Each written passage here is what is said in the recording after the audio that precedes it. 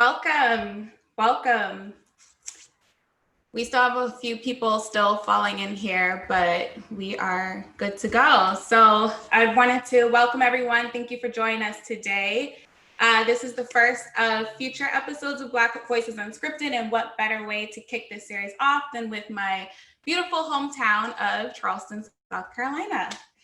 So I'm super excited to be able to do this today with truly amazing former classmates and friends of mine. Tyrell and James were like brothers to me back in high school.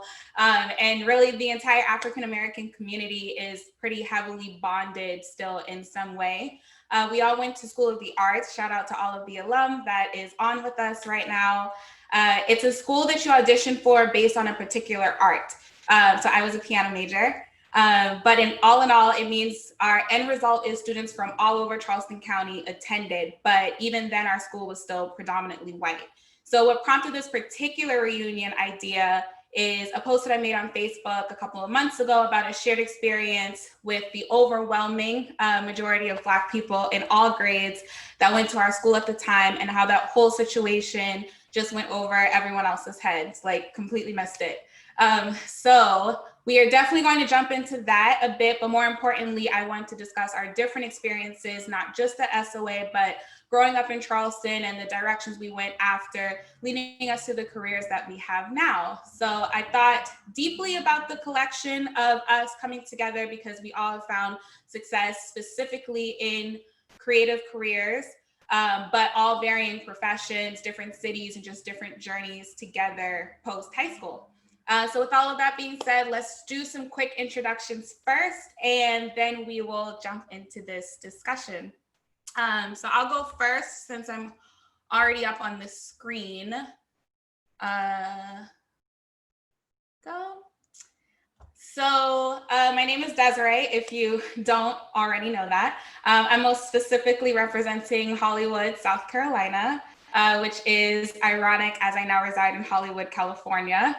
I'm the director of event operations for a Tao Group in Los Angeles, and we're a global mega hospitality and nightlife brand. I'm also in the process of officially launching my business as a purpose coach, which I'll share some of that info with you guys later.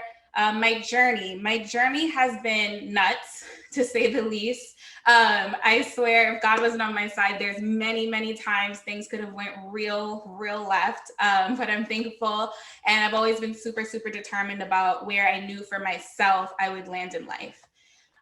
So next we have James. What's up, everybody? My name is James Vickers. I also go by DJ Scrib. I am currently a science teacher at Meeting Street Academy, teaching 2nd through 5th grade science. I've been DJing now for 10, going on 10 years. Professionally, you've heard me everywhere, honestly. My journey, though, I would say my journey is accepting a lot of no's before getting that yes. So I've had to shake some tables just to get into certain clubs and different atmospheres just for my career specifically. So yeah, that's me.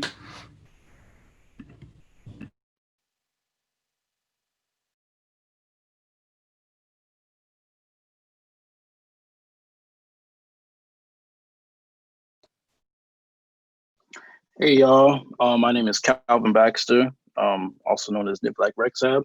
I'm a songwriter and producer. I'm from North Charleston, South Carolina. I like doing music.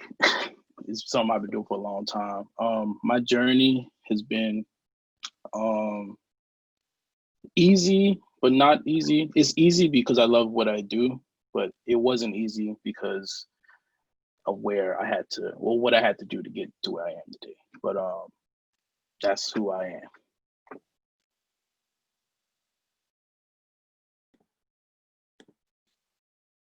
What up, everybody? My name is Justin Deas. I am from Charleston, South Carolina, born and raised, West Ashley. I now live in North Hollywood, California. I am, just like my bro CL, musician, writer, producer. And I've been doing that basically my whole life. I haven't done anything else. That's all I know. But my journey is pretty interesting. It's I always tell people I'm a big networker. So of course, in this industry, you know, you have to have the talent. Your talent speaks for you. But as in any industry, I think networking is probably the best. And I was afforded an opportunity once, and I took it from there and never stopped. But yeah, that's me.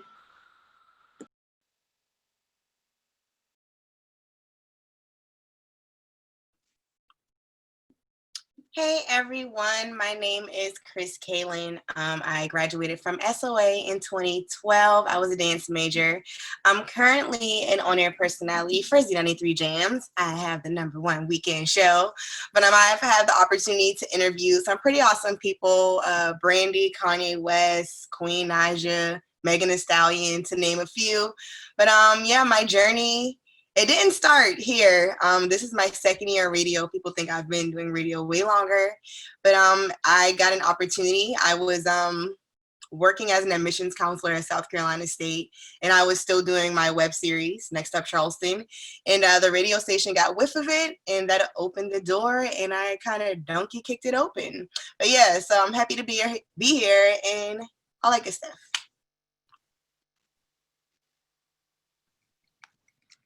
What's good, everybody? It's Tyrell, born and raised in Charleston, South Carolina, Otranto Road, graduated 2010 from SOA. I'm now a film producer in Atlanta, Georgia, working and producing film for a company called Swirl Films. My journey was crazy, man. My first joint, I made a fake resume with a bunch of film joint jobs, and I was on this music video, and I just went from there.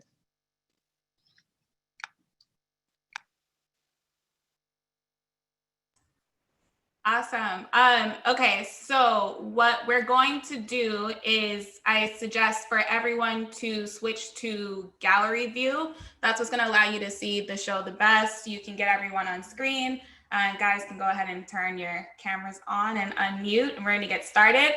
A little disclaimer before we start is the point of the show is that we are Black voices speaking honestly. So this is mostly a for us, by us, but I strongly welcome people of all races to join in.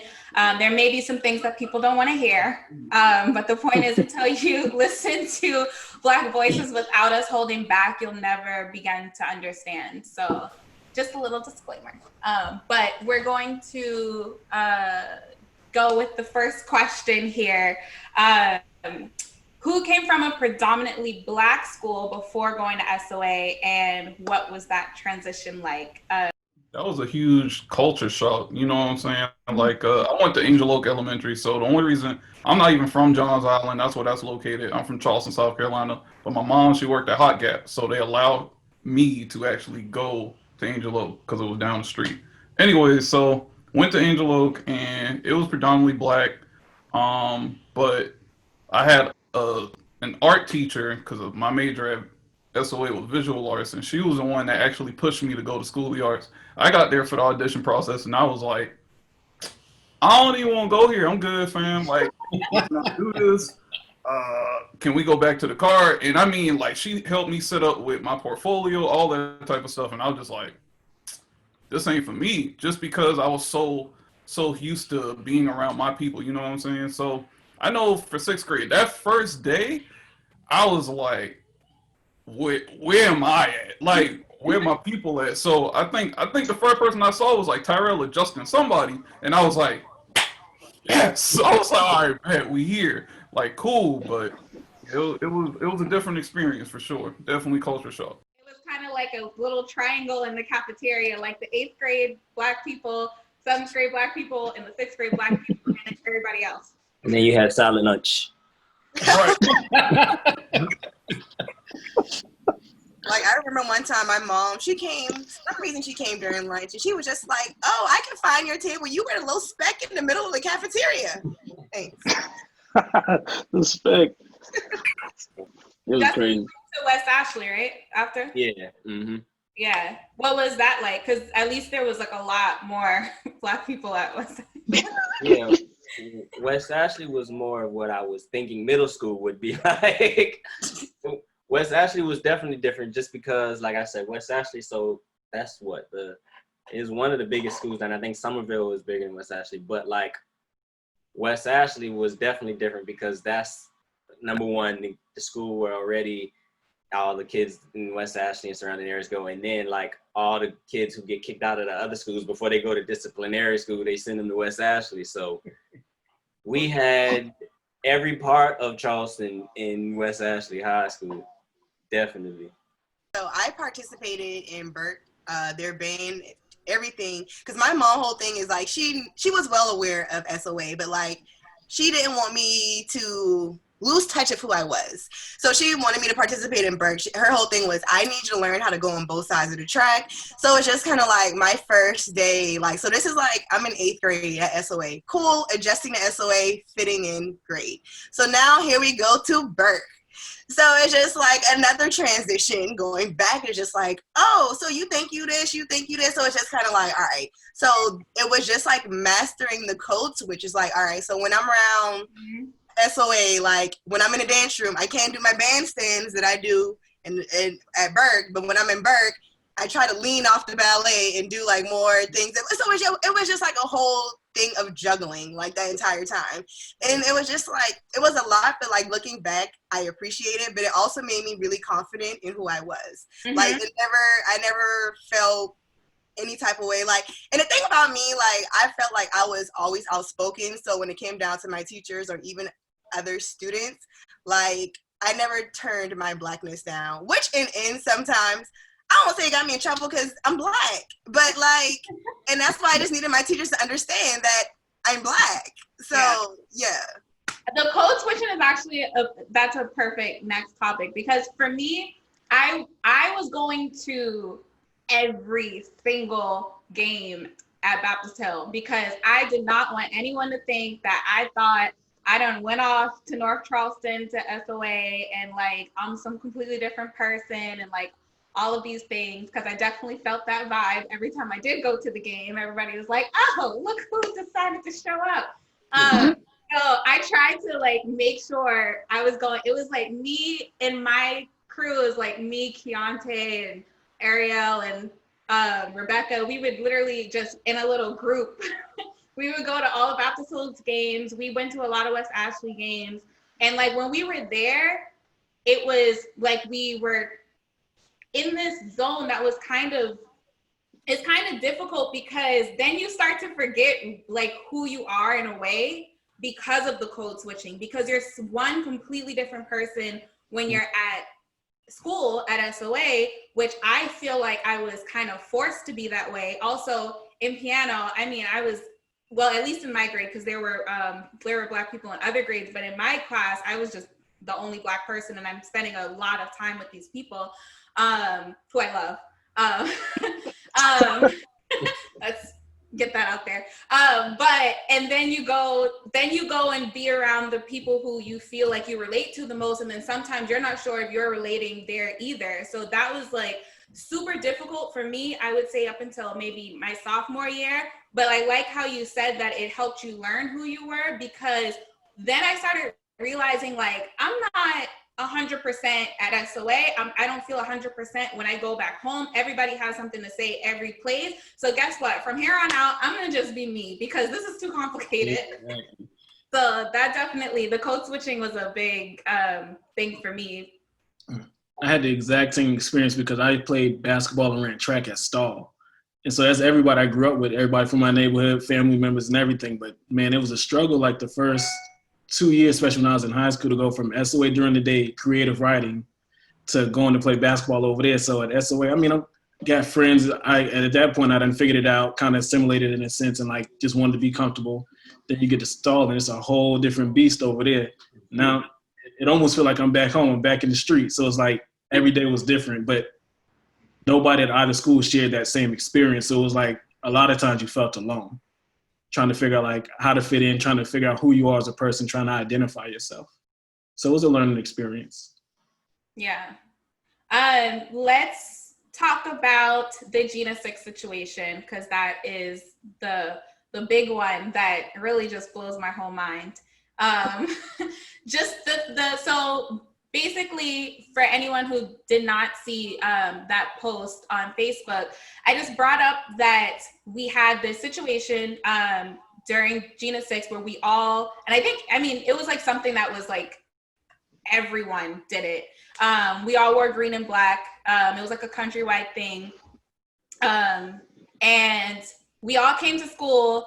It wasn't even something that we planned together. Like, it was just something that was going on in the world. And they said everyone should wear green and black that day. And we all came to school with our green and black. And that whole day was traumatic. I'm going to use that word, because from the second, I think my bus was always late. We just were, for different reasons. We were either real late or real early. Like, it was just one or the other. But we were coming all the way from the country. So, so I remember we showed up, we were like maybe 20 minutes late that day. And already things were kind of going a little weird because they were asking us to turn our shirts inside out. And I think it's because at that point they didn't realize that all of us would be wearing the green and black. So at first it was just turn your shirts inside and out. And then I think by the start of second period, it was everybody needs to call their parents and you got to find something else to wear, because I don't know if y'all are in a gang or what, but I'm feeling real gang vibes. And this is like what we were getting from administration. And it's not even something in our head. It was that we were being told that we seemed like we were in a gang, or they weren't sure if we were in a gang, or is there something that they need to know about because we started a gang? Like, it was just this very weird thing. Who recalls that day and wants to speak on it? Yeesh. Don't all jump at once. It's a lot to think about. I think about that day, and it also makes me think about the day Obama first got elected. It felt like a lot of the same things. Was getting a lot of the same looks. I think that those sort of experiences are like when we became alerted, not just to the fact that we were black, but that we were black and we didn't necessarily fit in at a place where we thought was home. And I think as kids who were that age, it was a lot to kind of grapple with. You kind of suppress it, you kind of put it to the corner until you get older and you start to think back like, damn, I went through a lot over there at that school. I feel like for me, I think I just remember like during that time, it was like, I feel like a lot of the teachers and stuff like got real like defensive. I don't know if that's like the right way to describe it, but like they kind of knew what was going on. So same situation that's going on today. Like, sorry guys, same thing that's going on today. Is like, all of our mamas is on, so. Mine probably about to text me. Mine doesn't. But like I just feel like when stuff like that happens, like they know how it is when we all come together, so they get real defensive and they just do whatever they feel necessary to, number one, just protect themselves, and also to like de-escalate the situation. So I feel like a lot of the teachers and stuff during that time just got a little more like aggressive and like, oh, like I need to send everybody home, go change it. Like they didn't know how to react to that as fast as everything was happening. So for me, it was like I didn't even just want to be around or deal with it.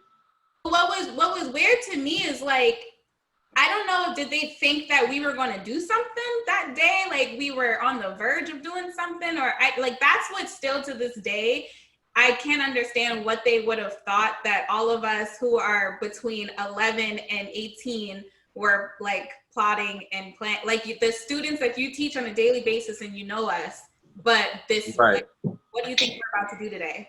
And that's the thing, like they never really asked. It was never a thing of asking or having a conversation. It's just like, I'm going to assume you're doing this, so I'm just going to go ahead and just nip it in the bud.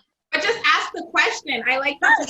That was really the biggest thing. Like, just ask what's going on and we would tell you. But that seems to be a problem. Even to this day, I feel like with everything that's happening right now, people aren't trying to have the conversations. They're just trying to make assumptions. Or their first thing that they're saying to themselves, that I feel from a lot of, I don't know if anyone's read White Fragility or like any of the things down that line, or their, this white delusion idea, but it's about the fact that instead of having a conversation, you're just going to automatically get defensive.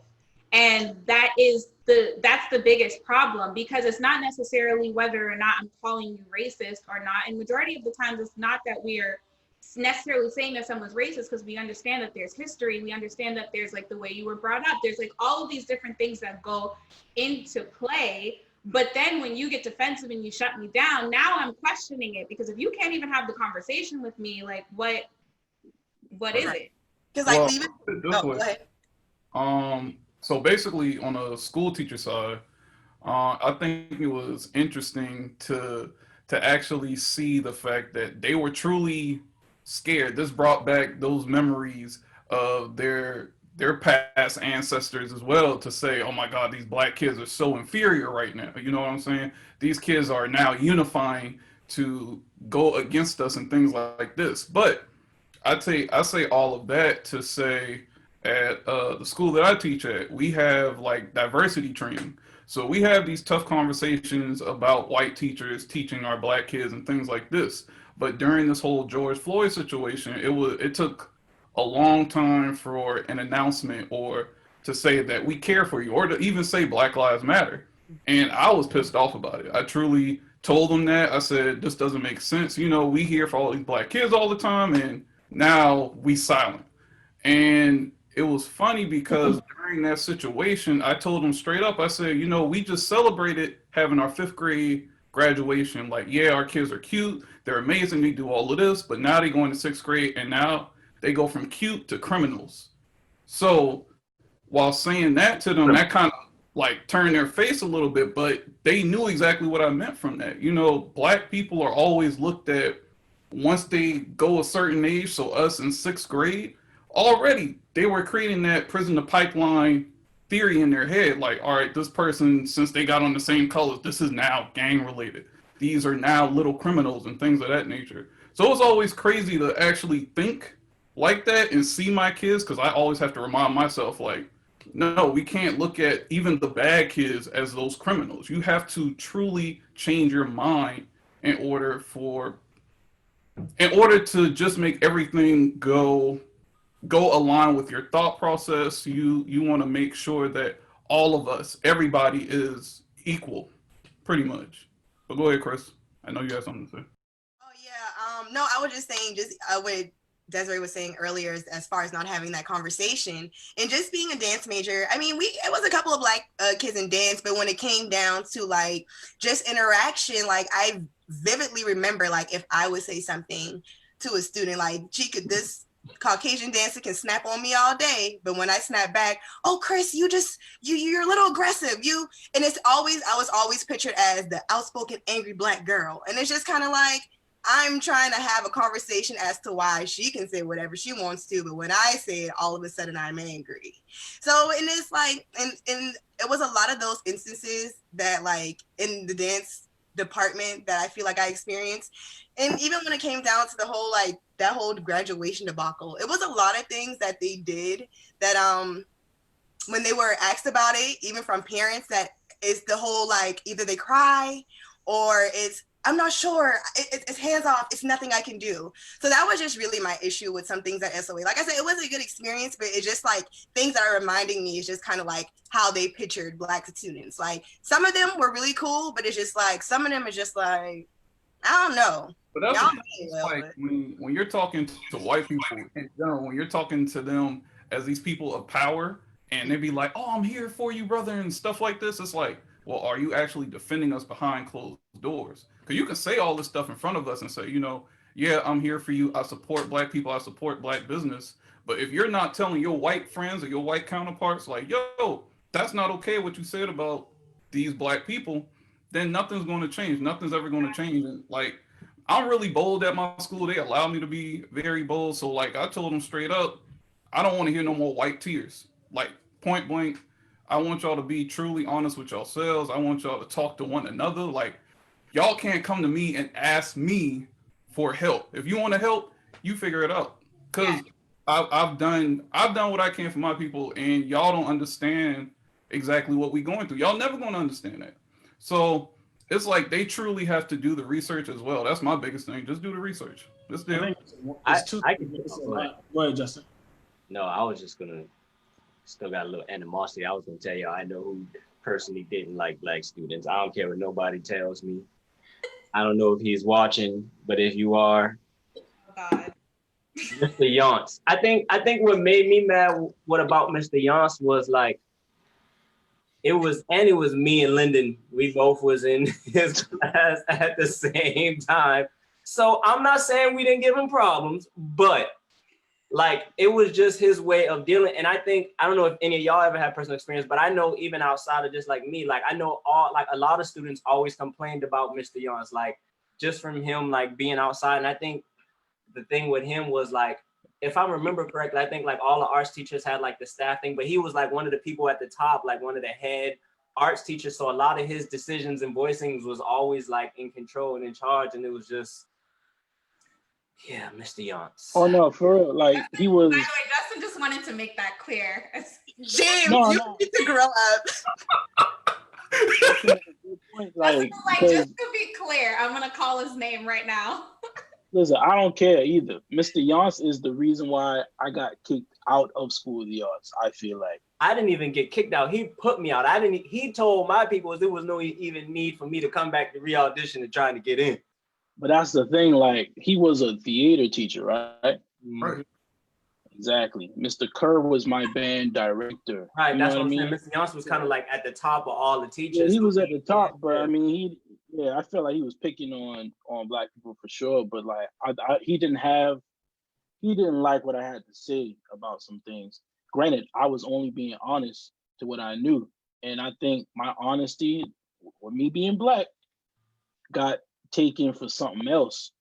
You know what I mean? Like being the angry black guy. You know what I mean? But I'm only just speaking my mind. I didn't even raise my voice. I had nothing like that. They asked me a question, I gave an answer. They didn't like the answer, and he started picking at me, and he made the decision to put me out. That don't crazy, bro. Like just hearing that story, that don't just piss me off every time I hear Justin's story. I hear Calvin's story. I'd be like, bro, it's literally teachers in the system that truly don't care about the kids. They don't understand the actual stories or what these kids are going through. Like it's so many times I've had to literally step to the side with a teacher and say, bro, you can't yell at this kid like this. You don't know what he's going through in his house. Or the way they handle certain situations is just not okay. Now, I ain't gonna say I'm the best teacher in the world, but I'm gonna say like a lot of the things that I do, I make sure that I'm treating every kid exactly the same. And a lot of the times you saw that at SOA, they had their favorites. They had those people that were gonna be those spotlights. At the end of the day, a lot of us on the screen were not always the spotlight stars. You know what I'm saying? So Heck no, I definitely was not. Very far from that. So. I didn't get a chance because he always sent me to the office. No, but like I think I appreciate, well, Mr. Yance did what he did, you know what I mean, with him being a white guy, but Mr. Kerr was also a white guy, and I really appreciate him for calling me back to come and re-audition. You know what I mean? So it's just not, you got the bad ones out there, and then you definitely got some ones that's gonna vouch for you. And I think he was thinking ahead of my future. I'm glad that I graduated from SOA. I couldn't see it any other way, honestly. I got him to thank for that, honestly. Absolutely, because I can definitely say Ms. Lucas was amazing in the dance department. I was so upset when she left. Now Ms. Pittman and Ms. Schaefer, but Ms. Lucas, I hope you're watching. I love you. I still love you. Y'all other two? Did we have, just quick question, were there a lot of black teachers at SOA? All I can remember is Mr. Singleton. Mr. Reese is the only one I remember. Mr. And I never Reese. had him. Did we claim Mr. Reese? No, he wasn't. Okay, let's go off this teacher. Okay, yeah, because Yeah, my The bad. Wiz, when they had a white Dorothy and a black Dorothy. Boom. Well, hold on. Before we jump into that, quick question for James. I don't even remember that. Because this is actually something that I question when I still think back on it is, do you feel like with what teachers are set up with, I'm just playing devil's advocate, with what teachers are, the hand that teachers are dealt, do you feel like maybe there's a reason why some teachers are just trying to get in and get out. Because for me, I know that I was definitely in my like last 2 years of school, like definitely a problem child. Everybody knows that. But I think my biggest thing is the fact that I was like probably a star student from like 6th through 10th. And then like a lot of things in my life started going kind of crazy personally. And I think Miss Tweary and Miss McDonald, they were the only 2 people, and Mr. P actually, who would constantly ask me like, how are you doing? Like trying to figure out what, like how they could be helpful. Granted, I didn't accept the help very often, but I didn't accept the help because I had 10 other teachers every single day basically telling me that I wasn't gonna be anything in life, which y'all are real wrong. But like, if I'm having all of this happen on a daily basis, like even with those few teachers who did reach out to me, like and they were always checking on me, and Miss McDonald is a huge reason of like how I even made it to the end of graduation. But do you feel like if you had a problem child, let's say that, with what you are given, which in a lot of these inner cities, and that's what I'm really trying to get to, is that in a lot of these inner cities, it's all problem children. Like, you know, like that's they're dealing with a lot of problem children, not all problem children, but they're dealing with a lot of problem children. And when I say that, not that we're actually a problem, but that I'm about to say, I want to change your wording to trauma children. Trauma children, I like that. That's better. So we're dealing. So it's people who are dealing with a lot of different things, and a lot of things that they have to go through in their personal life, where schools kind of becomes second to them. Like that's what happened for me. Is school just really started becoming second for me because there were just so many other things happening. But if as a teacher, how do you feel with what you're given? You can. Is it always worth it to take every single child by the hand? I mean, you definitely gonna have children that are going to battle you back based on the trauma that they're experiencing. Like for instance, I had one kid last year, like I never could get through to him at all. Like he was always getting kicked out my class. And the thing is, I tried to build that relationship. I mean, we played ball together, all types of stuff, but he was just going through so much. Like he wasn't sleeping.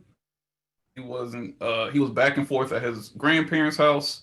And he just had all these things going on. So when he came to my class, he was like, I'm gonna cut up because I know Mr. Vickers just like, I'm gonna just be that problem child so I can get out his class and go take a nap in pre-K or something like that. So it's crazy because I always wanted to truly have my hands in every single child's life. But there are going to be kids that always are going to give you that pushback. And some people, they work to get on that student. But the thing is, that's when you start losing the interest and the respect of the other kids, because they can see that you have this light over here for this person. Like you start treating them totally different. You start giving them incentives and things like this so they could do your work or they could have that relationship with you. So a lot of the times you're going to see that relationship dwindle between every kid. Like it just happens. It's not something truly that you can control. Like the whole situation with Justin, the whole situation with CL, I think that could have definitely been avoided easily. Mm-hmm. Like you start to put those trauma children in positions of leadership, and that's what I do in my classroom. So like if I see somebody showing out in class, I'm like, all right, well, you get to teach the class today. And they'd be like, for real? Yeah. And they enjoy it. And like if they can actually explain it, a lot of my students, they enjoy it, they have fun with it. But the thing is, they don't even notice that I'm changing their whole leadership role. I was like, you could be a leader of the class. You could be a leader of this, da-da-da-da. And when I teach them basketball and things like that, that's what happens. They turn into these little leaders now.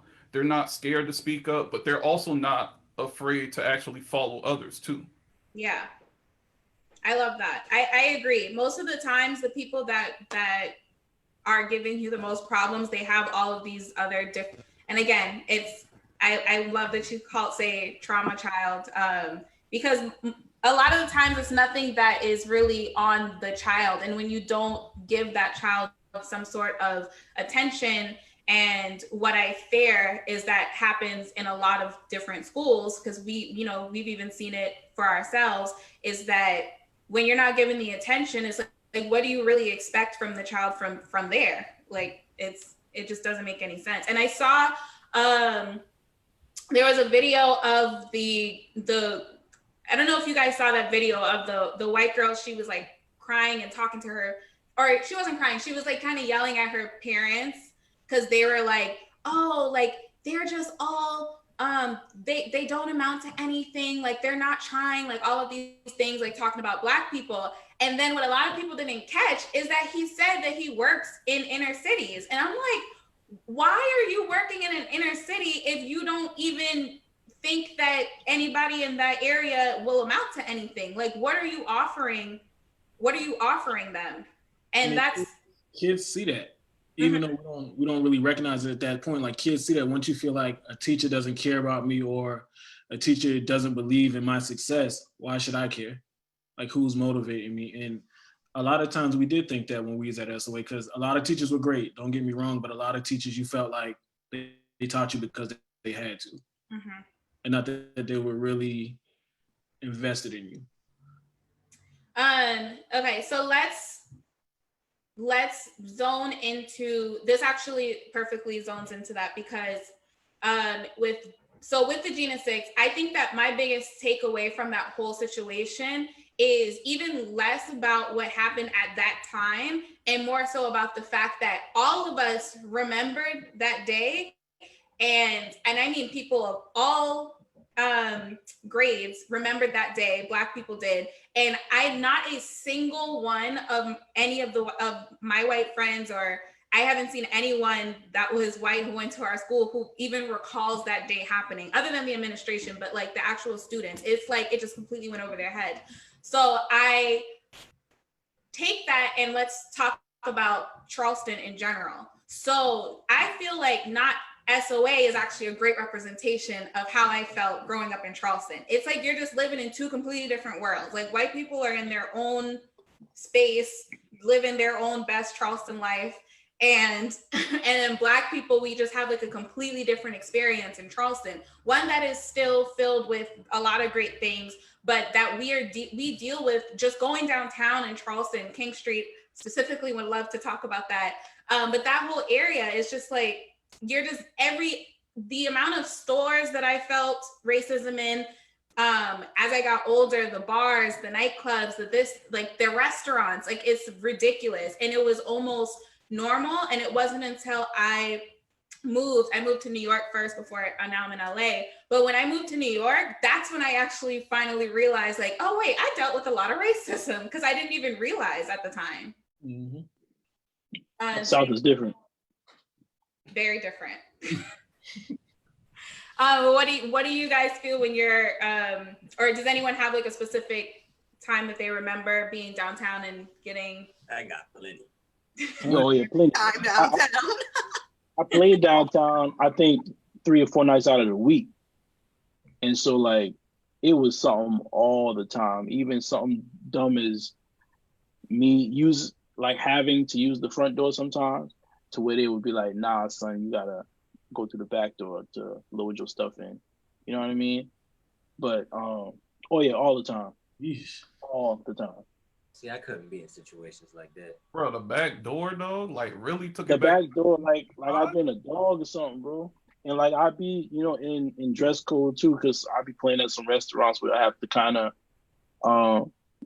Kiana said name the place. Kiana said name the place. Well, I've been to Deco. Hey Kiki, by the way. What's up, Kiki? Who was that? Kiki? No means no.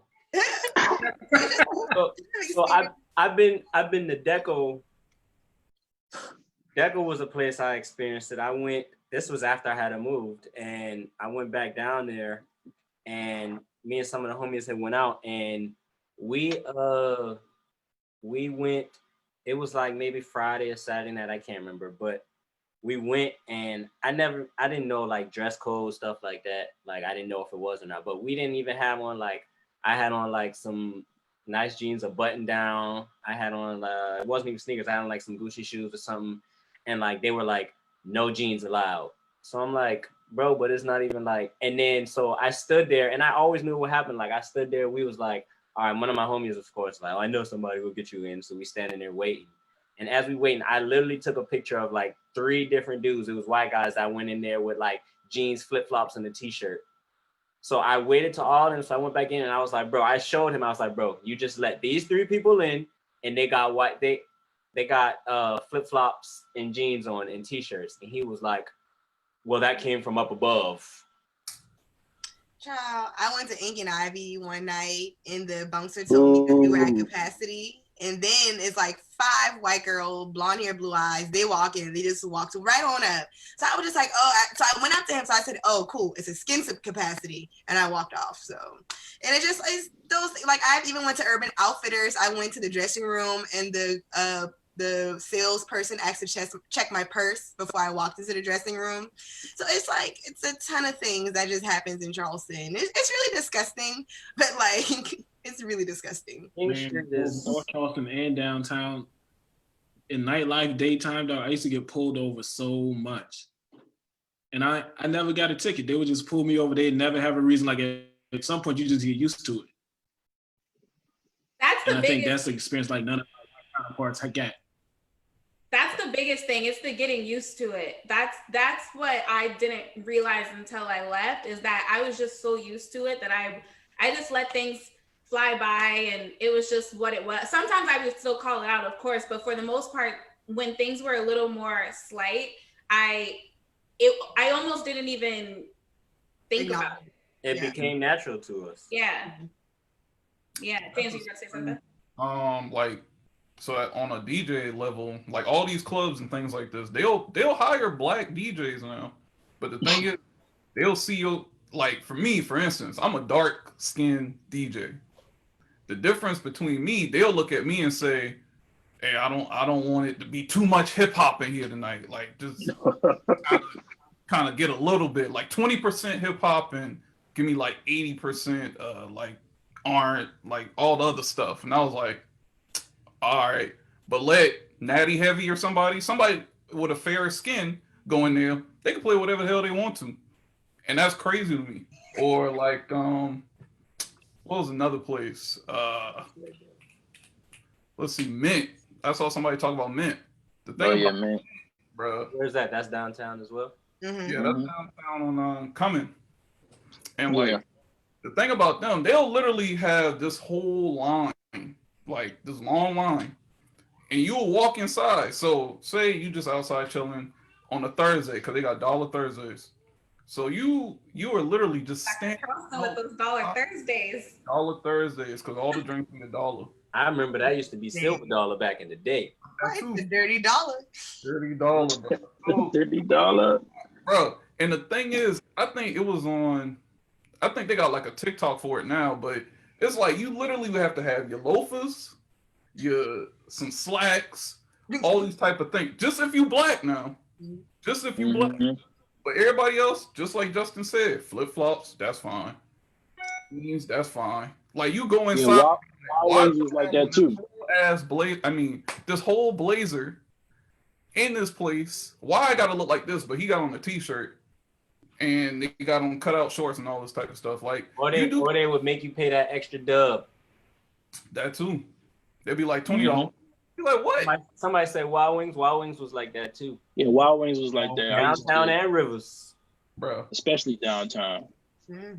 But you know what I think is also interesting? Not even just saying like these white establishments, but there's a difference between black establishments as well. There are times when you got your North Charleston black establishments and then those downtown black establishments. You wouldn't even know it's black owned if you look at the Instagram because they don't even want us in there. But I ain't even about to call nobody out. I'm gonna let them be green and get the coin. But when I looked at the Instagram, child, I would never know it was black owned unless I knew who the owner was. They don't even have a picture of a black person holding a martini. Black people like martinis. Like what? Text me the name. I'll call it out. Justin got the calling things out ready. Bro. No. But I will say that like dress code's a big thing that we work on for. Because, I work for nightclubs and restaurants, and I'm really happy right now. We just started a diversity and inclusion committee at my company that I'm one of the 9 people on, company-wide. Real Black womanish up in there. But the dress code was probably one of the first things that we talked about, because we try to not be discriminatory, but the problem with dress codes is it's almost impossible not to be discriminatory, because if the right person came in, you know, Leonardo DiCaprio walks in, and because he dresses like God knows what, like with flip-flops and crazy hat and hair shaggy down to wherever, you're not going to be like, no, you can't come in, you know? So how does dress code even work if you're never going to tell somebody who is worthy to you of coming in, they can come in whatever they want, but you have a dress code for everyone else. So even with that big of a separation, if you think about it in that way, then it also doesn't work micro either. So I know that's, I would love if Charleston could get on that program too, because half the times it doesn't even make sense. Like when I was just home last year, I was looking around and it just, nothing made sense. Like with, as far as like what people were wearing in, like, it was very confusing. Like you have one person in like a going to a wedding, and then one person over here who's like at their backyard barbecue. I'm like,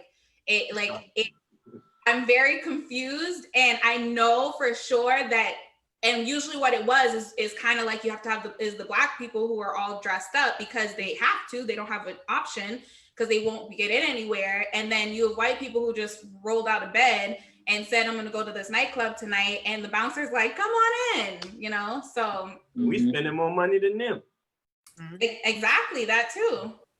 Especially with the culture right now, like hip hop culture is nightlife culture. Like I don't know anyone trying to really go to the club and listen to country music right now. So I don't really. Hip hop is the culture. Black people, we drive every culture, from when house, back when it was studio at 54, back when house was popular, Black people drove that culture. Back when rock, we drove that. It's like we drive every culture. So whatever the next shift is after hip hop, Black people are going to be the lead of it, and they're going to still try to deny us some club because we're Black. So yeah, exactly. That's why one of my favorite quotes is, if white people loved Black people the way they love Black culture, we'd be all right. That's a fact. What's that joint called downtown? Beer Garden? I'll be getting Beer Works? Beer Garden. Beer Garden. Me. Yep. So working for them, that's been like the best experience ever, just because when I walked in, they was like, can I help you with your equipment? You know, like what you need, and I was like, y'all talking to me? Because I'm literally just used to like lugging everything just all the time, because like not even holding no doors, no nothing. These people literally took care of me. They had a whole tab for me. That's not a part of me getting paid. Wow. It was literally like, you know, we got food, we got drinks, whatever you need, And then I asked them, I was like, well, what type of music do you want me to play? And they were like, we hired you so you could do you. And I said, that's the way it should be. Damn, I was like, I love y'all. Right. I said, all right, I'm gonna do me then. Like, and it was cool. And like you could feel that shift in the atmosphere too, because I could literally go everywhere. They said, you know, we know you as being diverse. Like my library is crazy. So it's not just strictly hip hop all the time. I can blend it with whatever. So they saw that, and that's why they chose me. They were like, nah, you can come back anytime.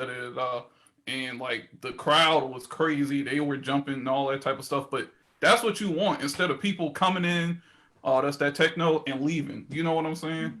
But that's how they switch out and say, we don't have a lot of Black people in here.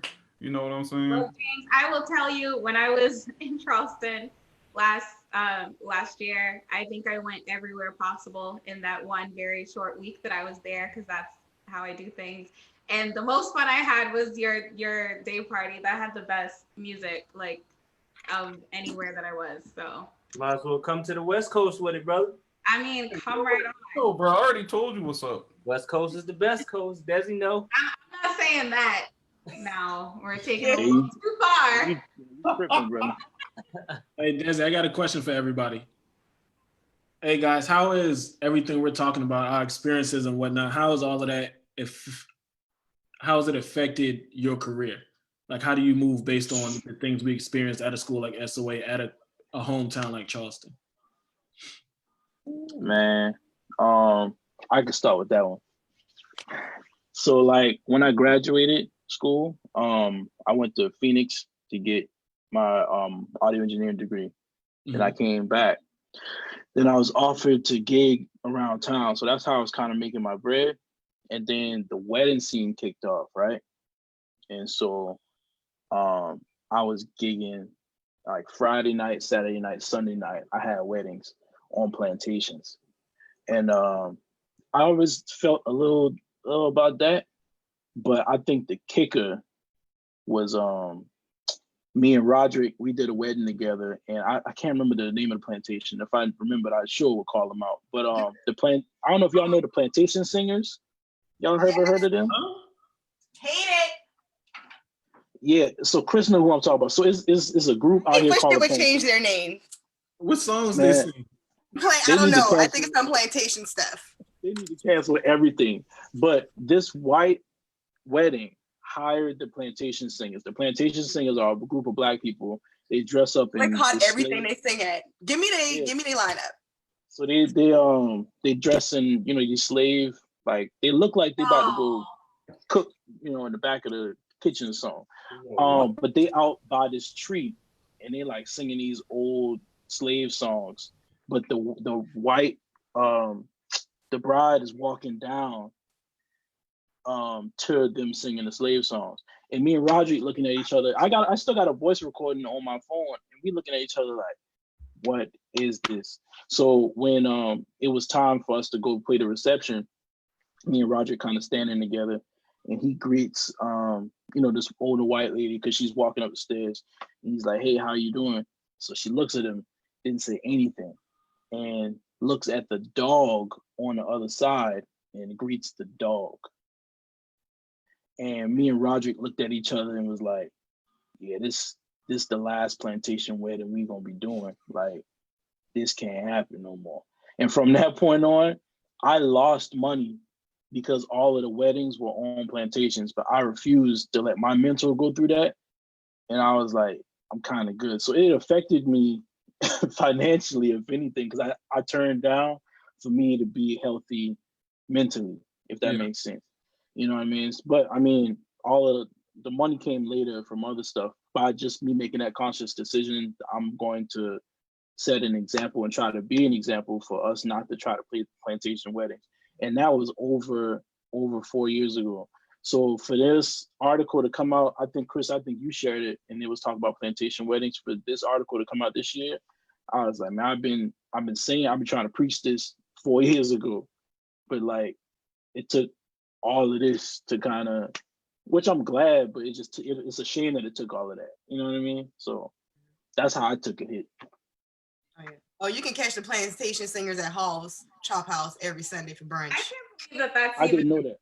I mean, I can't believe it because I've seen these plantation situations constantly. We had prom on a plantation, so. Prom was on a plantation for y'all? Bruh, yes. And it was confusing why we were mad. That was the response from everyone, is everyone was completely confused of why all the Black people were upset that prom was on a plantation. Because our Blackness continued to come last at SOA, which is why I needed to go to an HBCU, because I was sick of it. I was tired of it. I was so fed up in that guidance office, fed up.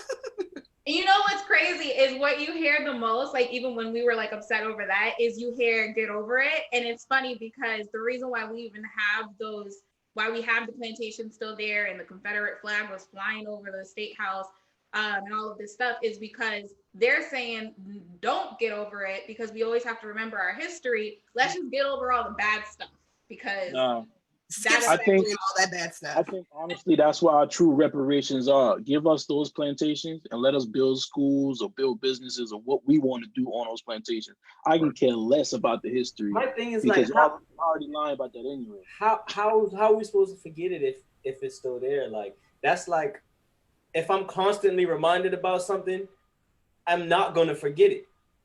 If I cheat on you or if you cheat on me and we try to work through it and you constantly reminding me, there's no way we can move past that. So like, if you saying just forget about it, like every time I'm in the area and I'm seeing the statues and the plantation stuff that you're showing me, there's no way that you can move forward from that. Well, that's the contradiction, is because at the same time they're saying that we must never forget, and it's like, which one do you want? No, y'all need to forget. Remember all the positive things that, I mean, I can't say is positive, because at the same time slavery was happening, all of these terrible things are happening, so I'm never going to think any of it is positive. The people who it is positive to is white people, because it's their ancestors, and like, that's not what my ancestors went through, so I have nothing to be proud of when I see this plantation where my people were beaten and raped. I feel like they scared. I feel like white people, this is just my personal opinion, I feel like they feel like a lot of the history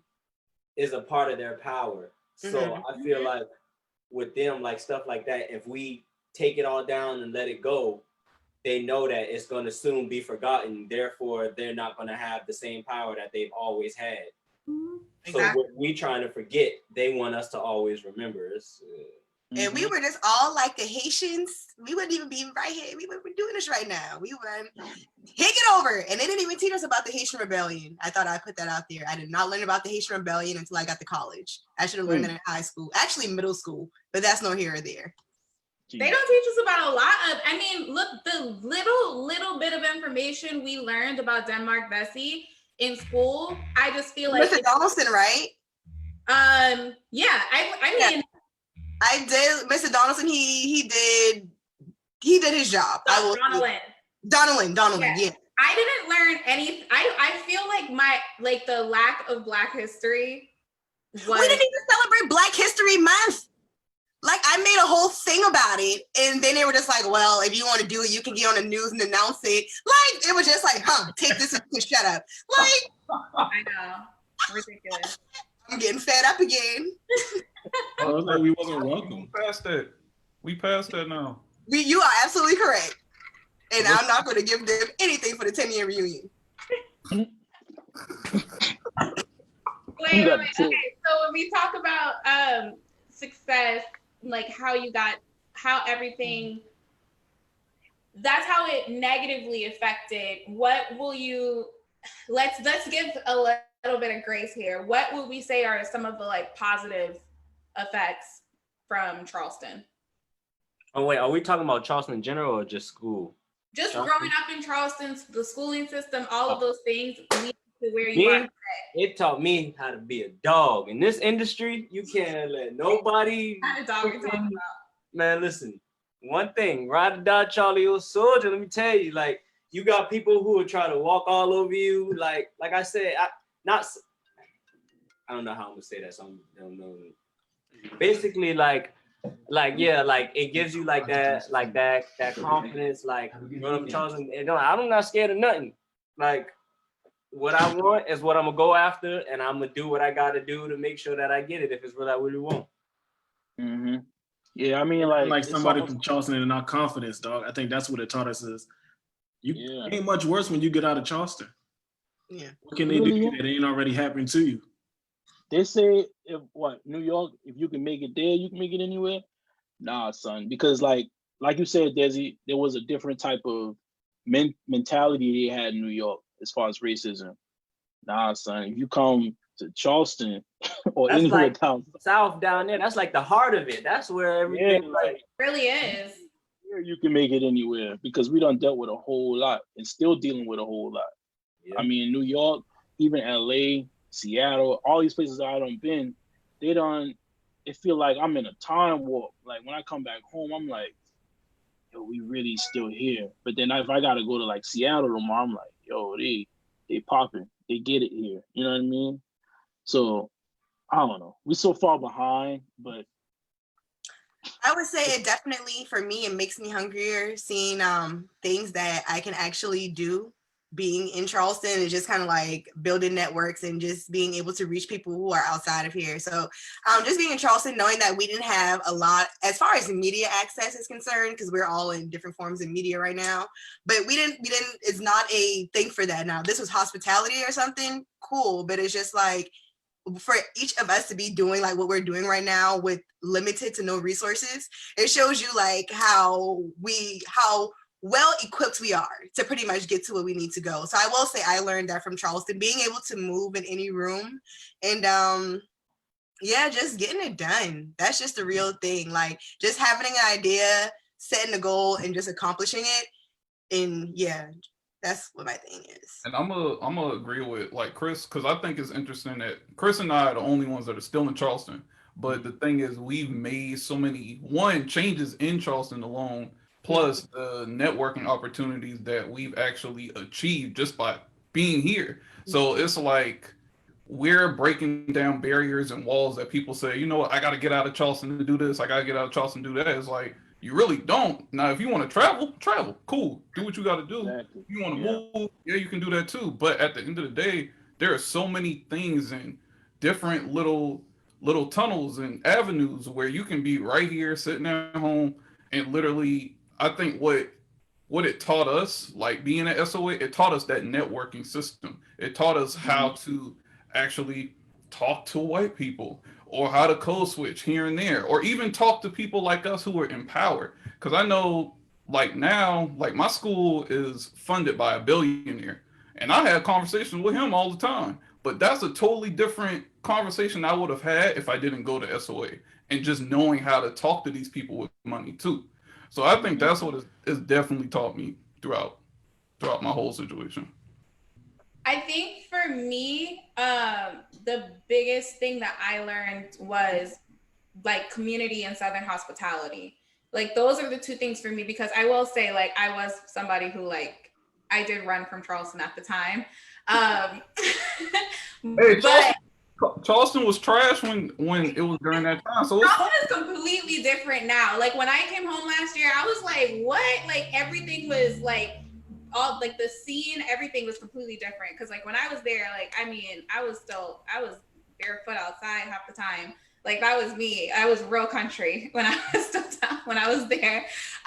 But like for me, one with community, it was like the way we all connected, especially like all the Black people at SOA. And just being able to, like, you knew people, for me being in Hollywood and I knew people in Charleston, North, and even when I look back now, I look like everybody who's friends on Facebook, I'll see people talking to each other I know them from completely different situations, and like we all knew each other, and that was a positive experience for me to be able to take with me, because I really try to, any of my friends, like my friends out here in LA, my friends when I moved to New York, like they can all tell you I am very like a fist with my friends. Like I like my tribe. We are together. We're cool. We're gonna make sure each other thrives, and that's just what it is. So I got that, and then the Southern hospitality part has probably been one of the biggest things for me altogether in my career, is because it takes a lot to make me angry, or even when I am angry, the composure that I keep with it is something that completely comes out of like the gracefulness in the South. Because I'm going to tell y'all, when I moved to New York, when people are mad, they let you know they're mad and they do not hold back with it.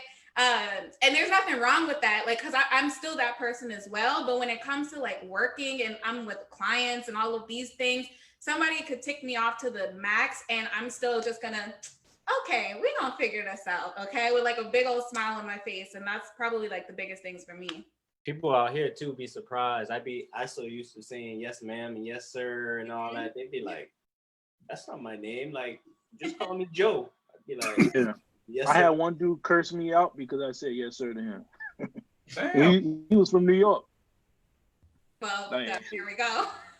Yeah, it's just a different mentality. But like I think I learned, well, Charleston kind of shaped me, like Justin was saying, in the music industry, you gotta kind of know how to read people. And I feel like Black people from Charleston got a superpower, like that we know how to read people kind of quick.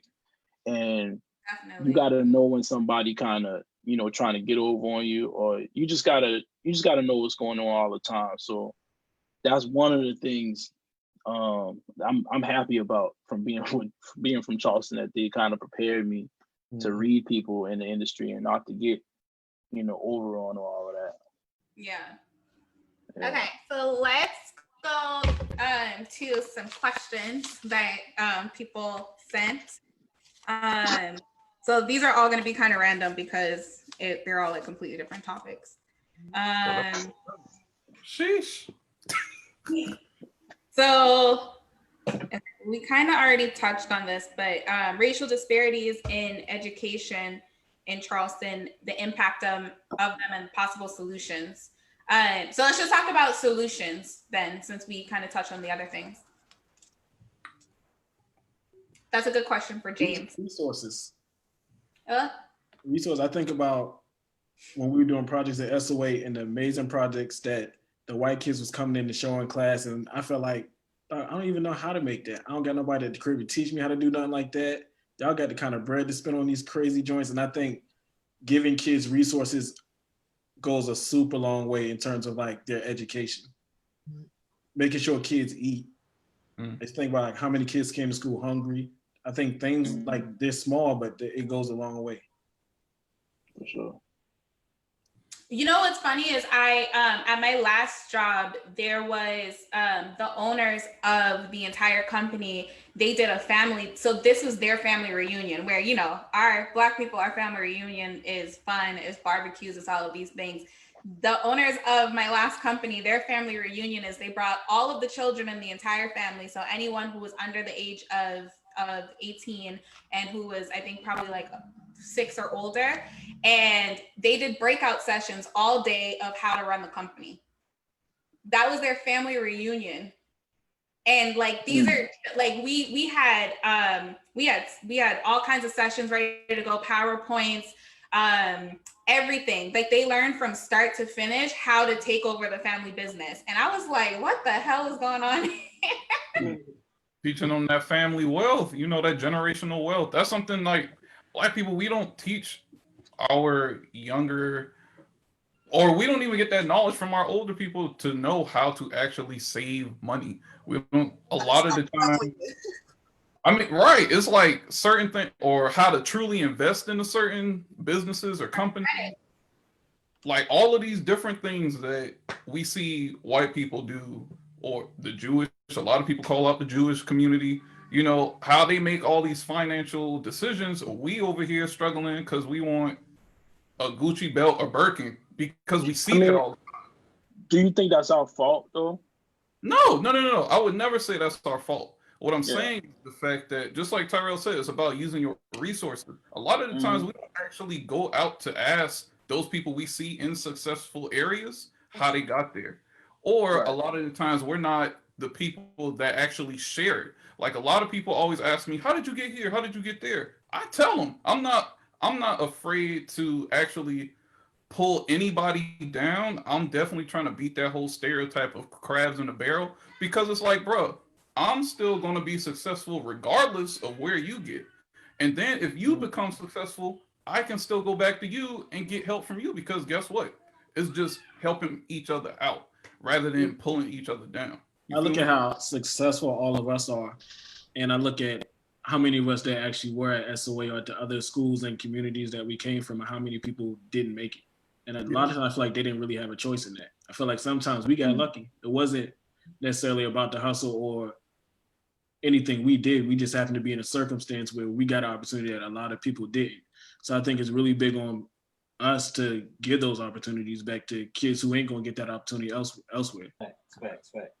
I do think mentality has a lot to do with it too, though, because one thing I can say is I'm not, when I look at across the board of all of my friends or people that I know who are successful, this doesn't go against the people who aren't necessarily success in whatever, you determine success to be. But the ones who are like really successful right now, I can say they were people who I always knew would be, I do think the mindset part of it is very important to talk about, because not saying that we play the victim. I never like when anyone calls it that we're playing the victim, because we are set up with a certain amount of circumstances. but you kind of can pinpoint when some people have the mindset to say, like, regardless of these circumstances, like regardless of what I have to do, I'm going to figure a way out of this. Because I think that that's been like very big for me, is like regardless of what happens, even when I don't have a clue of what the plan is going to be like, or how I'm going to get from point A to point B. All I know is I'm getting to point B. I don't know how, I don't know when, I don't know what I got to do it, but I will be at point B. And that mindset, I mean, takes us all the way back to what I was saying before with like how you teach kids, what kind of environment are you giving young people to put them in the mindset that winning is even a possibility. Yeah. I would say even when I was going to SOA, when I started in 6th grade, like my mom would always tell me, like, because I know I came from the inner city, going to a magnet school with predominantly white kids, but she would always tell me, never let your environment dictate your outcome. Like, period. Regardless, you can get to where you want to go, your aspirations, everything that I want to do is achievable. But it's just like in the back of my mind, I just knew like whatever I wanted to do, like you said, regardless, I'm getting to the end goal. I don't know how I'm gonna get there, but I'm gonna get there, and I got there. So it's just like you said, giving back to the community and just doing your due diligence, because I feel like imagery is a big thing. And at SOA, I felt like sometimes we didn't see a lot of us, even when it came down to like class president and things like that. Like I know as for my class, like I even ran for class president, but it just kind of like, it was just, I didn't see myself. And I don't think I saw myself in a leadership position until I went on a college tour. And I saw 2 Black guys with dreadlocks and lab coats walking out of the CAF. They were like going to class or whatever. But I've never seen Black men in lab coats. Like that was my first time seeing that, and it was Black men in dreadlocks, and it's just like coming from SOA to like not being seen as a leader, the person who I know I was, not being seen as that, but then to go on this campus and it's just like, wow, look at these like beautiful Black people like in leadership positions, or your future doctors and lawyers. So like just seeing that was just like, I need to be here. So like, and I always tell people like, even down to Charleston on King Street, like when I spoke to the mayor, I tell him, I was like, you only see Black people if we're like in the back of the kitchen, weaving hand baskets or giving palmetto roses. You don't see any Black imagery. Even when it comes down to like the condos they selling, it's white people on them. Like you don't see Black people. Like you might see us on the side of a Carter bus stop, but that's about it. So like imagery goes with everything. And like when I was dancing at SOA, I'll never forget, I went to a dance store and my mom wanted a little Black ballerina. And the lady told my mom, she was like, we got some Asian ones. And my mom was like, my daughter look Asian to you? So it's just like, we just never had the imagery there. So that was the person of color checkbox, I guess. Asian. Yeah, so yeah. She was like, it's Asian, close enough. So yeah, imagery is a big thing. Are we? Oh, never mind. Go ahead. Go ahead. I had a general question for everybody, but you can go ahead for another one. Oh, go ahead. Mine was, so like Kris said, you said, one of y'all said that like a lot of it was the mentality thing. That's what it was for me too. Like, but my question is like, so I feel like with our mentalities, like what a lot of people don't have people around them that like help push them to that.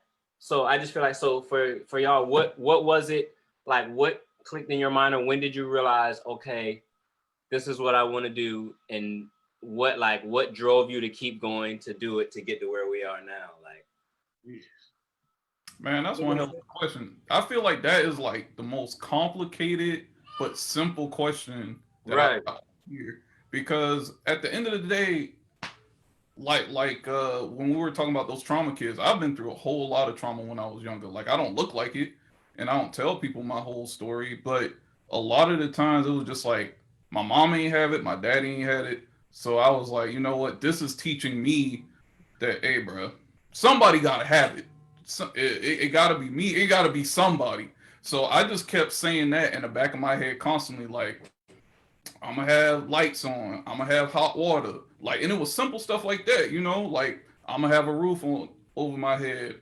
And then it just got to those little small goals then became achieved. They were achieved, and I put myself on these bigger goals and these different obstacles. So it was just like, all right, if I can do that, I know I can do this, I can do that, vice versa, and all that stuff. What pushed me, dog, was I think I realized it was the only way I was gonna be happy. Was to chase this dream somehow, some way. I remember my creative writing teacher, I know her, Miss Miles, dopest lady, one of the dopest teachers I ever had. But I remember we used to come back all the time during like different breaks and whatnot when we was in college. We'd all link up because again, we was real close in our grade for our major. That's like my siblings. So we went to her house. We'd always check in. I went to see her at school one day. And she's like, so it's your junior year. Like, what's your plan? What you want to do? I was like, I don't know how I'm going to get there, but I want to work in film. I want to work in TV. Like, that's it. I love that. And she was like, okay, I don't think that's going to work for you. You should probably be a teacher. And I was like, well, why do you feel like I can only be a teacher? Not that anything's wrong with it, but I just told you what my goal and my dream is. Don't you feel like you should help me figure that out somehow, or even just give me a word of encouragement? And I think having a lot of those, not that it was a negative comment from her aspect, it was for me, she just didn't know how. And I think just hearing people speak down upon things that I wanted to do really pushed me to get to where I am. So I have to touch on that just because like it's like the whole business that I'm in the process of launching right now. So myself as a purpose coach, like that is the worst possible thing you can do is if someone's telling you their passion and their ideas and like where they want, regardless of how outlandish it is or not outlandish, to just completely tell them something else, because that's what leads people into careers that they hate and they're never happy.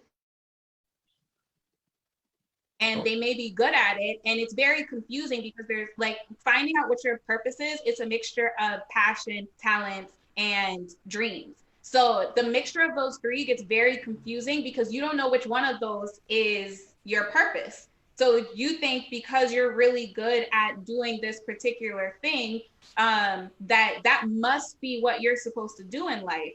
And that takes your passion and dreams completely out of it. And then you end up just hating life.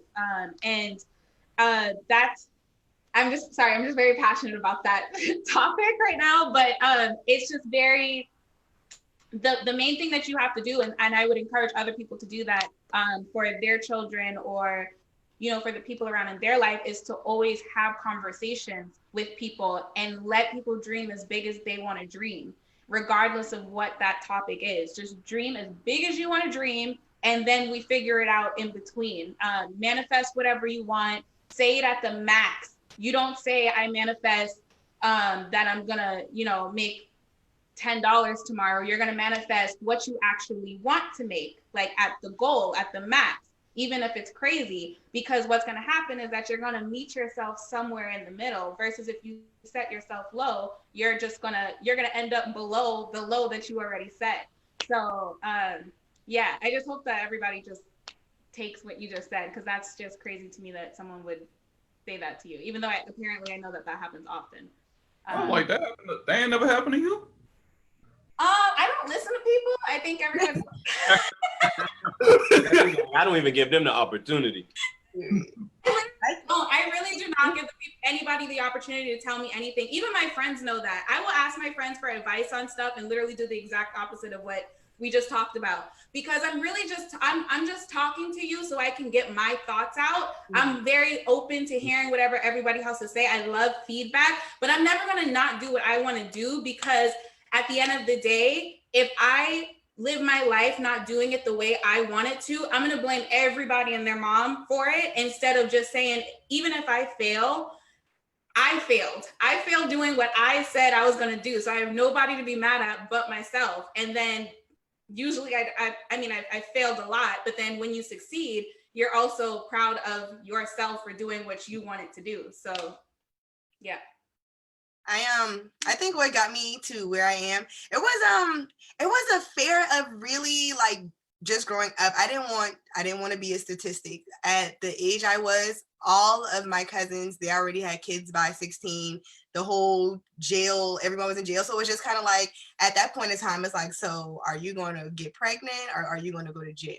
So it's just kind of like, at this point in time, and it is, even till this day, I feel like the fear of just being a statistic, or the fear in my mind, I feel like what I have failing. And it's certain things that I want to accomplish before, I do certain things. But it was just like, for me, like when I left SOA, I went back into my environment. That environment was babies, people going to jail and everything else. Luckily, I was able to submerge myself in dance and things in extracurricular, but it was just like, it was the fear of being a statistic. Like I didn't see that for myself, because in my mind, I just dreamed in color. Like I just knew I was meant to be great, and like what I saw around me wasn't for me. So yeah.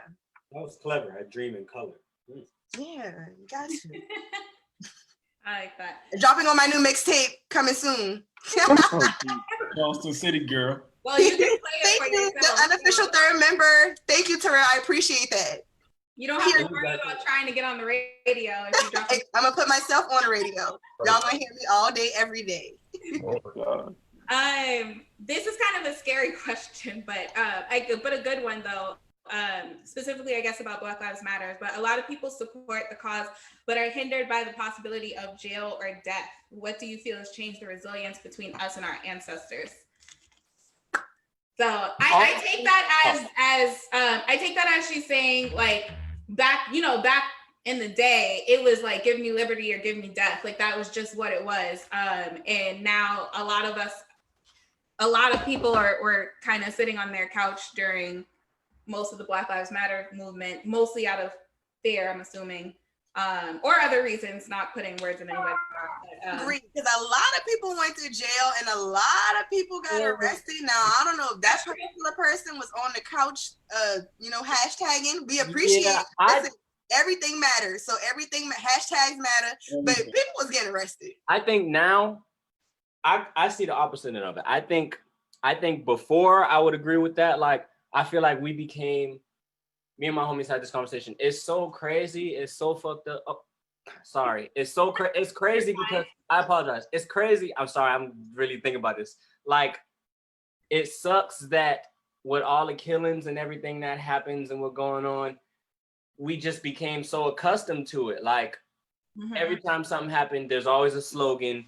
Boom, I'm wearing my hoodie. I'm about to walk down the street, get some Skittles stuff. Boom, we do that. Boom, till the next situation. But I think now, as messed up as it is, like, we just tired of it. Like, granted, me personally, I don't know if it'll ever stop, but I think we just got tired of it. So now everybody, I think George Floyd was like the nail in the coffin for me, if that makes sense. Like, I feel like now everybody's like, okay, we tired of this happening. Like, we gonna keep going until there's change. Like, it sucks that it took so long. All these people that dying, Black people that's getting killed for no reason, nothing's happening. Everybody's not getting convicted. We just tired of it now. So now we gonna do what we gotta do to make change. So I want to add to that. So I think, honestly, it took a pandemic to adjust to another pandemic. And I think what happened was the fact that, we were living our daily lives, going through it, enjoying life or whatever, but it wasn't until everything was taken away. And the thing about this pandemic specifically is the fact that we all are sitting at home. We all are watching the news. We all are looking at social media. We're constantly reminded of it. So in the back of our heads, that's when we actually do, like Justin said, we get tired of it. It's like, bro, I don't want to see this. So there needs to be a definite change. And there are so many people that now are coming up and saying, you know what, let's make this change. Like, bro, I got the time to do it. I ain't at work right now. I only can work right here through a screen. So why not go outside? Because this is my only opportunity to go outside and fight for what's right. I think that's what's going on too. When I look at that question, I think about when it lacks a little bit of context, because when you look at our ancestors, that's the only option they had. They had to risk it all in that form. Look at us, like, not that we're at the top society, but our reality is a little different than theirs. Like, Kris works at the radio station. I work in film. Calvin is a producer. Justin's a producer. James is a teacher. So, like, we have different options, different avenues for the same cause that we can still help fighting. It's just everybody has different resources now to really aid in this fight that we've been fighting since we got here. Right. And a lot of times, even when I was not leading, but still doing the whole boycott King Street movement, like, I got so many messages in my inbox of just people just telling me their story. And it's just kind of like, it made me realize, like, one, a lot of people are really scared to use their platform. Like a lot of people do not want to speak out on their own. And it got to a point where it was like a bit exhausting because it's just like, imagine everybody just dumping all their trauma on you. And it's just like, but I want you to tell my story. And it gets to a point as to where we have to be comfortable with like our job. Society has to make us feel comfortable in telling our stories. Like we can't feel like we're about to have a panic attack if we say we had a racist experience on our job. So it's just like, that's where it's like, we have to be able to have those open conversations or have a conversation without saying, oh, that was a bit radical. Like, because we want equal rights, that's radical. Okay. Right. Like it has, we have to get somewhere. Well, it's crazy when you say that too, because I think like I had a really tough time, to be honest, like when everything was first happening, with George Floyd. I mean, it started like Ahmaud Arbery to George, and then it just got out of hand I mean, it was out of hand to begin with, but you know what I mean? And work was just, for me, like just really crazy because I'm already in such a difficult situation. Like clearly I can't have events right now, and that's my whole bread and butter. So I'm just like, you know, you don't want to step on the wrong toes. You don't want to do the wrong thing. I'm already, you know, I just got my promotion to director, and I'm the only Black female that is in my position or higher in our entire company. Like not really trying to like do the wrong things, but it was like jumping out of my skin to not say something, like, and to not say like, you know, like we have to speak up. We have to do these things as a company, like all of these things. I was calling my friends, my family. I'm like, guys, like I got to say something. And some people were actually telling me like, you know, like you can't fight every battle. Like you can't make, you know, everything can't be, you shouldn't have to risk your job or your whatever for this. And at some point, I just didn't care anymore, I guess. And I was a little nervous about it. But then after I did it, I felt like this, I spoke up, and that's partially one of the reasons why I'm on this now. We have our diversity and inclusion committee. But I was like sweating when I sent like a whole letter. It was like really, it was a thing. I sent like a 2-page letter. I should have put a Leon in the background or something, but I like woke up at 4 a.m. and started typing this, and it was like just a relief off my shoulders, and I felt good about it after, because I know that if I didn't speak up, then I would have felt worse. So I think that I'm not saying that it's supposed to be easy for any of us to do this, and I do kind of agree that we shouldn't have to feel like we are risking our work or whatever circumstances that we're in. But at the same time, like we are Black people at the end of the day. And fortunately and unfortunately, that's who we are before we are anything else. I think for me, what helped me was actually the unity of everybody, like actually seeing that and witnessing that. Because for me, like I always like have personal opinions and feelings and stuff. Of course we all do. But when it comes to like stuff like that, especially with like killing the Black people and stuff, I never was like a speak out person, just because mentally for me, I became so accustomed to it. It's like, there's no point. I never, like all the past stuff, I can admit, I've never like really spoke on it. Of course, had conversation here and there with people, but like publicly, never spoken or said anything, because in my mind, it's just always, oh, it's just another one. This will last for a little while until it goes away, and then we'll wait till the next one. But I think me seeing like everybody actually coming together, it like gave me a feeling like, oh, okay, now I need to say something. We all in this together. I even went to a protest out here. It was the only one though. I'm claustrophobic. I felt like Simba in Lion King. I was out there running through the crowd. All the people. Justin, I did not see you. Man, listen, I was right there in Hollywood. I was there for about 10 minutes, and I felt accomplished. That boy took his Instagram photo and all that. Y'all gonna hear me. I was definitely at the protests out here were amazing. Like they were massive. I think we had one of them was like almost 30,000 people just taking over. Like a march on Washington. Yeah, that was crazy. That was one of the like most beautiful days ever. And I'm not happy to experience, that sounded terrible. I'm not happy to experience any of this, because it's sad that we're still going through this. but like to be a part of that just felt like you were a part of something important, bigger than you. Yeah. Okay, let's do one more question and then we can wind this down. Many people have said please sir, hear me, I went away. Many people have said you have to leave Charleston to appreciate it and to also obtain success. Do you agree or disagree, and why? I'll start that one since I'm one of the people. I've left twice. I went to New York and then to LA. I move a lot because, well, I don't move a lot. I've moved twice, but I don't think that it's a Charleston thing necessarily. I think that it's more of a small town thing, and the mindset of when you're in a small town. And I'm actually working on a course specifically that's about, for anybody who is planning on moving, regardless of where you are. I'm working on a course right now of how to do that and thrive after you move. But for me with Charleston, love Charleston, but as much as I take the community part of it, and I think that that's a great thing that has helped me, it is also something that can harm you in some way, in my opinion, because a lot of you're kind of sometimes stuck into being the person that you've always been. So these are people who I've known since I was a baby in Charleston, and I'm just around the same people all of the time. That's regardless of what small town you're from. And at some point you just feel like in order for you to become the person you want to be and not consistently be reminded of the person that you were, you just have to be in a new environment, in my opinion. And it's just like a clearing of the mindset, not saying that you can't move back or anything like that, but for me, it was important for me to at least get out. And then that led me to continuing to move on. And then I moved out here.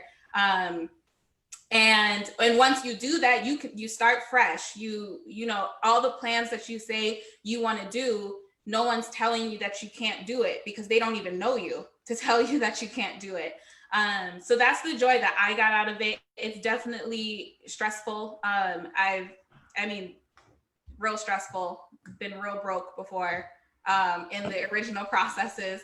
But it all worked out, for me in that sense.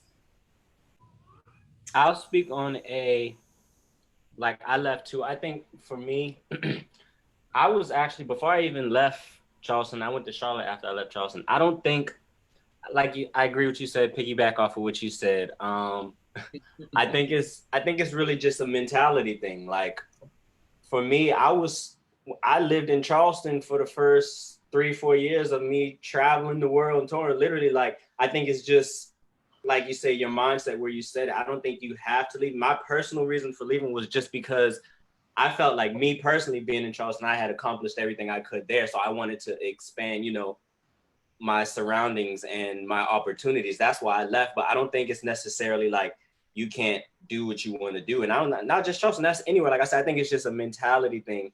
Going back to what we was talking about earlier about what drives you to do what you want to do. Like, as long as your mindset is there, what you want to do, you can do it from wherever you at. Man, I miss the crib so much, dog. I still get homesick.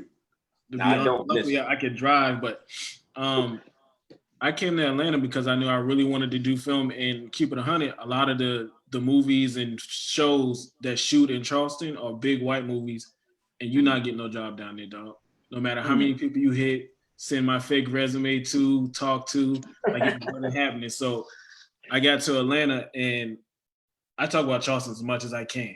I don't stop talking about it. As soon as when Kris did her joint, I was like, all right, how can I help? How can I give back? Even if it's like $3, give back. And I think it's really important for me just because of how much Charleston means to me. To anytime somebody in Atlanta, I can hear that Geechee, I mean, like, all right, what can I do to help them boys? What can I do? And then I've been working on trying to figure out how can I get back home to give everything I learned back to the crib, because it's a place that does mean so much to me. And unfortunately, I got to be in Atlanta right now, but I can't wait to figure out how to be home and do this right here. I missed it. If you're serious, I just posted on Facebook the other day. Now that we think about it, I literally posted on Facebook, before I die, I'm gonna open a music and art school in Charleston, bro. I promise you, with the resources that all of us have, everybody come put together, we can have our own school of arts. It's gonna be the Black School of Arts. What's up? Everyone feels comfortable. For real. I love that.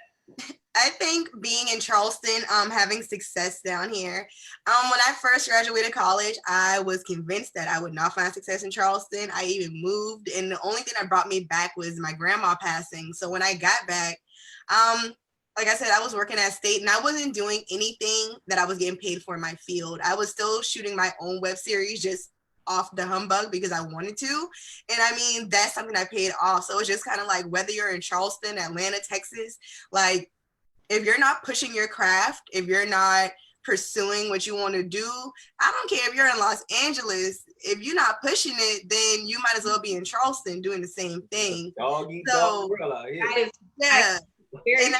And the thing about it, a lot of people are just like, well, I can't make it in Charleston. Like, if you can't make some shit in Charleston, what are you going to do somewhere else if you don't even have people to network with? Like, you don't know anyone elsewhere. So like, everyone kept saying, why are you in Charleston? Why are you in Charleston? But it's like, it went from, interviewing your favorite local artist to Brandy to Kanye West. And I did that all in Charleston. Now, I'm not saying that this is my end goal, because I have no desire to be a shark in a fish tank. I feel like once I reach my goals and I do everything that I want to do here, then take me to a metropolitan city, put me on a syndicated show.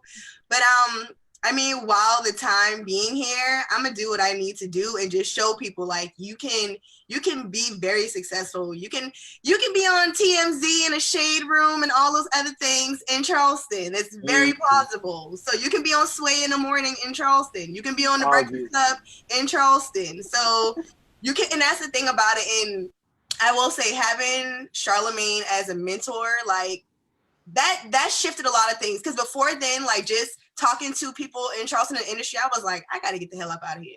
But having someone who's just like in that position, who's just like, all right, you doing the right thing, it's just like, it makes you think that, okay, this is all going to make sense. So yeah, you can beat, I always believe in marching to the beat of my own drum. That's why I did everything I wanted to do, from my own web series to everything. And I'm gonna keep doing that until I do what I want to do in Charleston, and then take this talent elsewhere. But yeah. I like that you said with the big shark, I can't even remember how it goes. The shark and the fish tank. But I think that for me was like a big thing too. Like, not saying that Charleston is necessarily a small pond, but I think it depends on the industry that you're in. Like, you can't just, like you said, like, you can move to LA and never make anything of it. Most people move to LA and most people move to New York and they don't do anything with themselves. They end up, they move back, or they're just in one of those cities doing nothing the whole time. I think it's the drive for sure. And then it's also knowing, based on your industry, like, where you fit. So like Tyrell, like, you being in Atlanta makes it makes so much sense. Like, that's the place where you should be for what you're doing. For me, even when I moved to New York, it really didn't make sense, because the events industry, like, when I really discovered exactly what I wanted to do, like with the events industry, like, I can't really do that the way I wanted to do that in New York, because in New York is a very nightlife centric city, and it's not really an events kind of a place. And then I moved to LA, and it's like everything just took off because I was in the right place at the right time, doing the right thing. And for me, just being in LA, I don't think that I could do what I do in Charleston, mainly because, like, the amount of talent and talent as in like celebrities that are out here just living their life like it's just a normal day. Like, it's not like a oh my God, I'm like this person just walked by and I'm shocked. Like I'm just in places with celebrities on a daily basis, and I'm picking up events from them without even trying. I don't think so. That part of it I can't do in Charleston, but for what you're saying of you can make things work for yourself in Charleston, because clearly that's what you did, because the people that you're interviewing on a daily basis, they're not living in Charleston, but you figured it out. So I think that again, mindset, that's really all that it is at the end of just James, you have it making a face up there. What's going on? Oh no, I was agreeing with everything, because I just think it's always interesting. Just like what Bria said in the comments, she said people need to surround themselves with like-minded people and people that are in mindset of boosting their goals and dreams. It helps so much. So it's like the thing about this this whole thing right now, you know, all of us came from SOA. Mm-hmm. All of us we had these cliques and these things like this, but the thing is, it still always brought us back together to talk to one another about our successes or how we got going, how we started striving. Like with Tyrell been my boy since 6th grade. But the thing is, like, if I'm in Atlanta, I always hit him up and be like, hey, bro, I need a place to stay. And the thing is, in my head, I'd be like, dang, I'd be hitting this man up a lot. But that's because I'm working and he understands it. So it's just like, you know, you keep those people and they see what you're doing. They see you're striving to truly get this networking or truly get to a point, and you won't plateau because you don't have those people around you. Like with Kris, you know, being here in Charleston, I was like, bro, we both here, we staying here. It's so many walls I've broken down, not just by myself, but with people like Ill Vibe the Tribe, Benny Starr, just all the people that were in the music scene of Charleston. Like, we had a whole discussion called Southern Discomfort. And it was when all the Black people basically took the time out to get managers, PR, all these different people, and say, yo, this is what we need to do. So it's like, a lot of the time, it's just having all of those people who have gone through the things you've gone through, as well as the people like all of us have these mindsets. We come together and we're stronger together instead of being so separate. And I've always said this. I've always been like, bro, just use the people, not like truly use, but literally use your resources, like Tyrell says all the time. You know, if there's somebody in a place that you want to go to, ask questions. And like I said on my on the introduction, you're gonna get 1,000 no's before you get one yes. So I feel like a lot of people truly have to have that mindset. Like you have to get no's. Like you have to fail before you get that success that you truly want. Mm-hmm. Awesome. Well, we're getting to the end of time, so I'll give everyone a chance to go. Sorry if we didn't get to your questions. We've just been really deep into these. We ain't talking years too, so it's just like, bro. Well, there will be more opportunities because there's so many things to talk about. So, but let's go around. I'm just gonna base it off my screen right now. So let's go around and any projects that you have coming up, anywhere people can find you, what you have going on. Let's start off with James. Oh, I just launched my website, my newest website, because I had an old website, djscrib.com. Please go check that out. Subscribe. Check out Real Husbands of CofC, basically Black fathers talking about different situations that we're in, giving our experiences as well as hearing your feedback, what questions you have. So check that out. What else I got going on? Please check out my Sway in the Morning mix. I just posted on SoundCloud and Mixcloud. If you missed it on Sirius XM Shade Room, I think that's it for right now that I can say. Hey. Justin. Oh, my bad, my turn. Ooh. Sorry, guys. No. I'm working on some stuff right now. Right now, I'm just on a couple different projects. The last couple Kanye projects dropped. If y'all heard that, I'm doing some of that stuff. Working on a couple other things now. I got a website and some other stuff dropping soon as well. But any questions, comments, concerns, advice, anything anybody want to do, hit me on all social medias, email, anything. I'm always open for discussion. Calvin. I kind of been taking a break from what I've been doing. Due to family, man. I'm trying to be as proactive in these moments as possible and preparing for number 2. That's the thing. Congratulations, dog. My godson. Yeah, Justin's godson. Yeah. So yeah, like he's real married with kids. Last time I came home, I was seeing people like, "Where y'all at?" And everybody's like, "Oh, I gotta watch the kids tonight." I'm like, "What?" I got a quarantine baby. Listen, happened, bro, during the quarantine. But yeah, like I mean, I'm still working on a new. She's new to me. This girl named Carly Carter.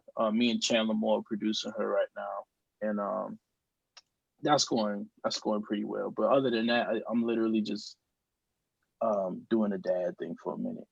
Hey, wait, real quick, Calvin, bro. How does it feel to have a damn Grammy? I always want that. I ain't never asked you that, bro. That's crazy. Like, that is crazy, bro. I mean, it's definitely a check off the like that was number 2. Number 1 was to make it the main. I was like, if I can make it the main, like travel to Maine, then I feel like I've done something really good. So Maine. I've been to Camden, Maine, and Portland, Maine, and those are the most beautiful places of all time. So that was actually number 1 on the list. And number 2, I was like, Grammy. So I got it. I mean, it's good. It's cool. It's great. That price went up, baby. That price went up, baby. Definitely. Definitely. Kris. Okay, you guys can follow me on social media, Kris Kaylin on everything. Tomorrow is the weekend, so you should download the Z93 Jams app, listen live, or add me to your Alexa or Google device. I feel like a robot doing this. But yeah, so YouTube, Kris Kaylin Productions. You can catch my interview with Jarrell Jerome from When They See Us and Megan Thee Stallion. She's huge. She's way taller than me, for everyone who's about to ask. Yes, she is. Brandy, you should check out B7 that just came out, and Kanye West. And I have a new interview loading, so I'm really excited about that. And all that good stuff. Oh, also, don't forget to make sure you stream Amethyst. And Hey. oh yeah, I have an article that's about to come out, but if you guys keep up on Instagram, you will see. I'll just say the girl's going national. But no. How does it feel to be on the Shade Room? I mean, it felt pretty awesome. No, it was weird. I will say, side note, like that entire interviewing Kanye, that was like my biggest interview. So like when I tell y'all trolls, that entire experience, I know everyone was just like, you must have. It was awesome. You had to love the experience. Like I don't want to say it wasn't bad backlash, but it was just weird because I've like never experienced anything like that. Was it in the studio or was it phone? Yeah, it was like really uncomfortable. Like I You didn't was like in the studio or did you do a phone joint? A phone. He was on the way to Exquisite, so we did it over the phone. But like it was just really weird. Like I love that platform, but like yeah, that opened me up to a lot of people. So that's just the thing with like fame, like people weird. Especially with people who in their spotlight like that. Trust me, I get it. My DMs, I don't even open half of them. Yeah, it's crazy, but it definitely made me get a therapist. I will say that Black mental health is needed. Definitely. Tyrell. Can't talk about none of the new stuff yet, of course, but a lot of stuff we did this year has been on Lifetime, TV One, BET, and the HBO joint that's coming out fairly soon. So I'm just really happy about those things. As soon as we get the clearance to talk about the new stuff, it'll be on the socials for sure. A dog producing Black Panther 2. Facts. Wonderful ever.